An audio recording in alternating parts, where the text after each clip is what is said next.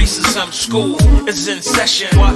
It's in session. Anti-racism is not a diet, it's a lifestyle commitment. 365 days a year, live a life that's anti-racist. Ashani, teaching you, giving you that truth with love, straight, with no chaser. Understand, graceful and mindful. Open your third eye and take off your blindfold. You ain't gotta agree to understand, but understand you gotta take a stand. Anti-racism school is in session. What? It's in session. Anti-racism school is in session. What? It's in session. Ashani Mfuko wants to educate people about racism. She created a family-friendly monthly seminar called Anti-Racism School is in Session, and every month she'll be talking about different ways to be anti-racist. Welcome to Anti-Racism School is in Session, bringing you an uncommon perspective to common issues related to racism. I'm your host, Ashani Mfuko, and on this show, we talk about how to become anti-racist, how to live an anti-racist lifestyle, and how to raise anti-racist kids. Why? Because we want to work together to create a more beautiful, safer, and more equitable world for all people. Remember, anti-racism is not a diet. It's a lifestyle. Let's get into today's topic because this is something that I see coming up all the time on social media. I've heard people talk about it in every conversation about race, and I think it's time that we set the record straight and make it clear once and for all. The topic of today's show is reverse racism real?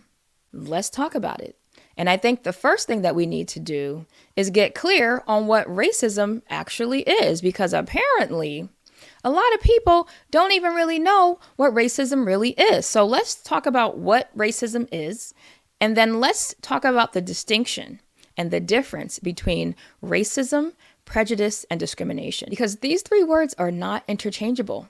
They are not synonymous. They have three distinct definitions. And once you understand the definitions of each word, then you know how to use them properly and how to not create terms that don't really exist. Okay? So let's get into it. According to Merriam-Webster Dictionary, I'm going to read you the definition from the Merriam-Webster Dictionary, okay? So that you can get a clear understanding of what racism is. Racism is a belief that race is a fundamental determinant of human traits and capacities, and that racial differences produce an inherent superiority of a particular race. Okay? It is also the systemic oppression of a racial group to the social, economic, and political advantage of another racial group. Let me read that last part again. The systemic oppression of a racial group to the social, economic, and political advantage of another racial group. Do you understand that? Do you hear the power dynamic aspect of racism? Do you understand that? Do you hear the power dynamic aspect of the definition of racism? There is a power dynamic that is at play in order for racism to exist. That's why we talk about systemic racism, institutional racism, structural racism, right?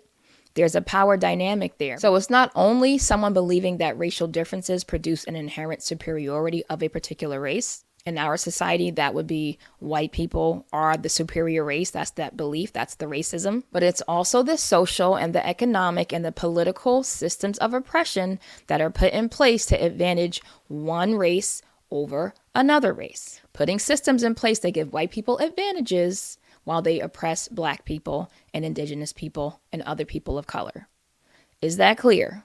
Do we all understand what racism is now? Okay, let's talk about the definition of prejudice. I'm going to read it from Merriam-Webster Dictionary once again so we can be crystal clear that prejudice and racism are not the same thing. Prejudice is a preconceived judgment or an adverse opinion formed without just grounds or before sufficient knowledge. So you're prejudging someone without sufficient knowledge. That's prejudice, okay? Now, discrimination. Discrimination is a prejudiced or prejudicial outlook, action, or treatment. It's basically how you act out your prejudice towards someone. That is discrimination. Does that make sense? Is that clear? Okay. So racism is not prejudice, and prejudice is not discrimination.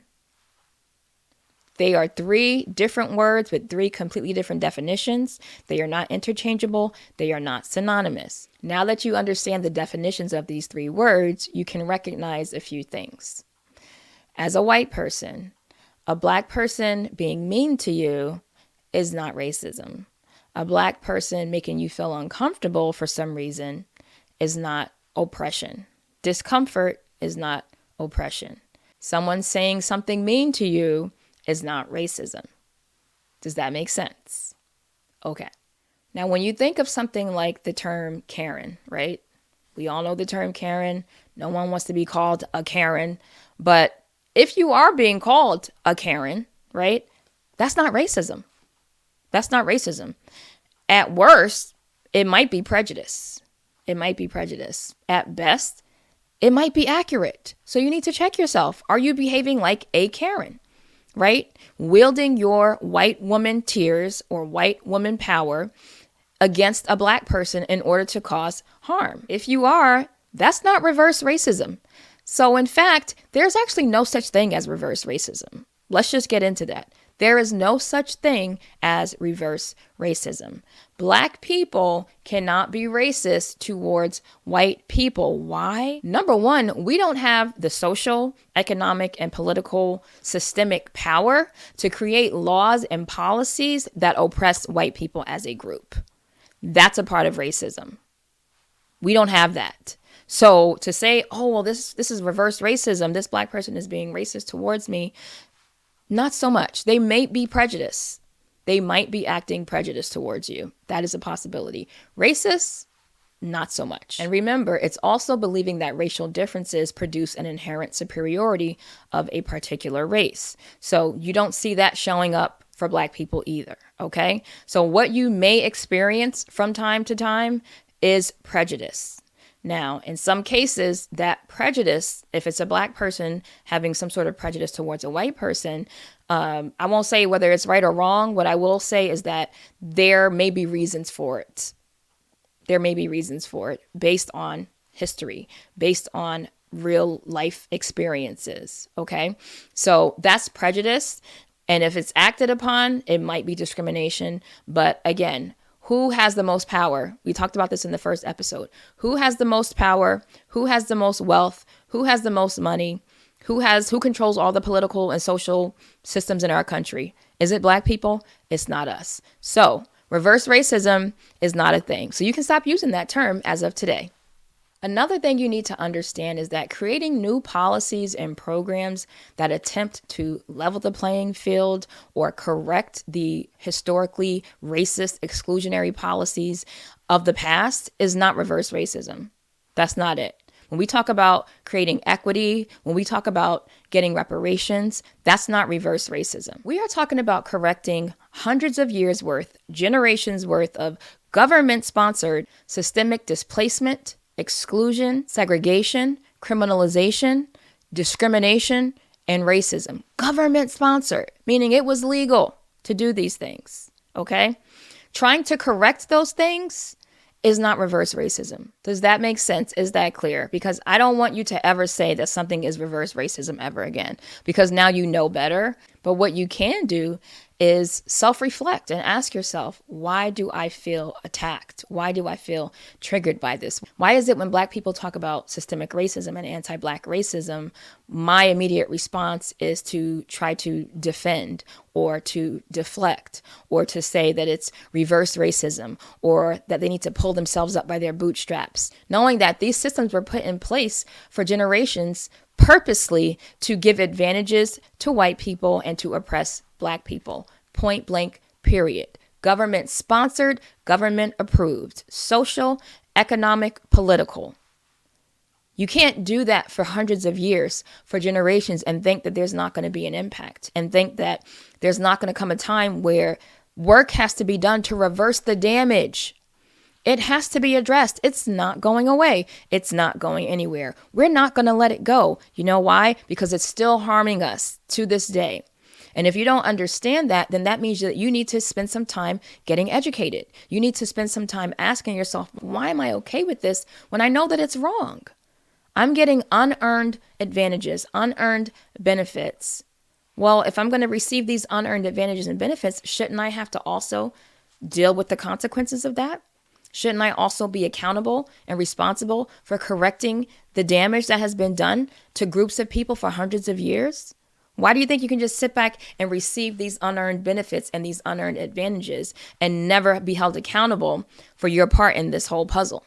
It's time to correct the damage that has been done by systemic racism. It is time to start building bridges and not walls and trying to separate ourselves. We need to come together to make things better. And if you are white, you need to step up. You need to step your game up, because sitting back and being quiet and telling everybody, I'm not racist, I'm one of the good white people. Well, show us your work. Show us what that means. Being anti-racist is an active thing. We need to see it through your actions. You just saying, I'm not racist, doesn't do anything, doesn't help anybody. What are your actions telling us? What are your actions showing us? And if you are committed to making a positive difference and correcting the wrongs that have been done and to bringing healing instead of causing harm, if you're committed to speaking up instead of staying silent, we need to see your work. We need to see your actions. Don't tell us, show us. Don't talk about it, be about it. Now that we're all on the same page about what racism is and what it isn't, and the fact that reverse racism doesn't actually exist, let me give you some resources to help you on your anti-racist journey, to provide you with some anti-racism education that you never got in school, that your parents never taught you, and that you may have never seen or heard of before. But remember, your job is to be open-minded, to do your own research, to keep learning and growing, and to not just take anybody's word for it, not even mine. Do your own research and get educated. And I'm going to help you with that today by sharing 2 incredible books with you that will help to open your eyes to things about systemic racism that you've never known and that you've never seen. So here's the first book. This first book is called How to Fight Racism, and it is by Jamar Tisby.